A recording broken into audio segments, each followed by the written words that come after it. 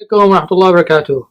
الله يحميكم ويحمينا ويسعدكم ويسعدنا ويرزقكم ويرزقنا. رجعت لكم بطلب من المشاهدين انه نساوي كبة بالصينية.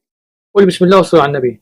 بدكم كاسة برغل ناعم، حطينا له كاسة مي سخنة لشي نص ساعة حتى ينفش البرغل ويطرى. بدكم بصلة مفرومة انا هرستها بالماكينة. بدكم نص كاسة لحمة هبرة. بدكم معلقة كبيرة طحين، ملح وفلفل. بدكم تغسلوا ايديكم قبل وبعد.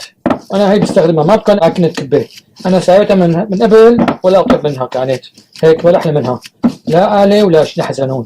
تموا عم تعملوا فيها شي 5 دقايق لحتى تطرى كلها، بعدين بتحطوها بالبراد شوية. حشوة هي تركن عليها بصل ولحمة وجوز فلفل وبهار. وهلا بندهن الصينية بالزيت او بالزبدة او بالسمنة، نفرد عليها طبقة للكبة وبفرشها بايدي هيك للجوانب حتى يعني حسب الصينية كبيرة صغيرة بدكم اياها. شايفين شلون؟ تماك عم كبس حتى تزبط. واذا في نشفت لقيتوها او كذا مي ونشا. شايفين شلون؟ حنساوي انا مثل بيتزا دويرة. شايفين شلون؟ هلا بحط الحشو عليها. هلا بساوي لها غطا على وشها وبسكرها على طراز او مالك. هلا للغطا هاي عندي مي ونشا، بدهن فيها ورقتين شمع. شايفين شلون؟ هلا بحط الغطا عليها، بعدين بجيب ورقة ثانية شمع وبدهنها كمان بمية ونشا وبفرش عليها من فوق. شايفين شلون؟ لحتى ساويها بقد هالدويرة هاي اللي ساويتها أول. بعدين بحطها على اللحمات.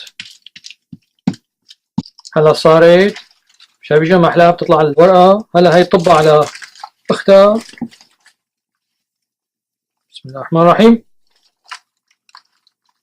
وبقيم الورقة الشمع وبسكر على الكنارات. شايفين شلون؟ وبدكن مي ونشا بصير كمان بتسكروها. هلا هاي نكون حامين الفرن. هاي ندهنها هلا من فوق بزبدة او سمنة او زيت.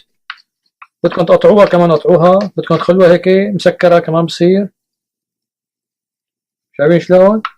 بتدهنوها، وفي ناس بدهنوها بعصفر، في ناس بدهنوها بكركم عشان تاخذ لون اصفر. يعني شو ما بدكم تسووا لها. شايفين شلون ما احلاها صارت؟ دهنتها بالزيت لا فورا على الفرن على 350 حتى تستوي. هاي الكبة بالصينية طالعتها كمان من الفرن هلا وزيناها. ان شاء الله تنال اعجابكم. هاي بطريقتي هي انا الفنية بين الكبة بالصينية وبين الكبة الموصلية. ان شاء الله تدعونا. لا تنسوا الشير واللايك والسبسكرايب دعاء. والسلام عليكم ورحمة الله وبركاته.